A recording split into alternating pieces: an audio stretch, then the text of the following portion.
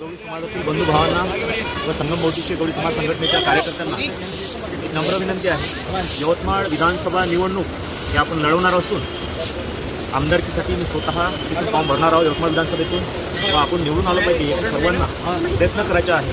तसंच घाटंजी तालुका शेळापूर विधानसभा व राडेगाव बाबुळगाव विधानसभेमध्ये सुद्धा आपण तिथल्या 2 आमदारांना नवनिर्वाचित यांना पाठिंबा देणार आहोत। मी इथं घोषणा करतो व येणाऱ्या पुढील या विधानसभेमध्ये 2023 सप्टेंबर महिन्यामध्ये मी स्वतः यवतमाळ विधानसभेकरिता आमदारकीसाठी फॉर्म भरणार आहोत आणि आपल्या सर्वांना संघटनेच्या मंडळापासून कार्य करणाऱ्या सर्व कार्यकर्त्यांना माझी नम्र विनंती आहे, इथून पुढे हे कार्य असंच चालू राहू द्यायचे आहे। यवतमाळ विधानसभेच्या यवतमाळ तालुक्याच्या विकासासाठी सर्व यवतमाळकरांना सुद्धा मी विनंती करतो की आपण सर्वांनी या चळवळीमध्ये साथ द्यावी।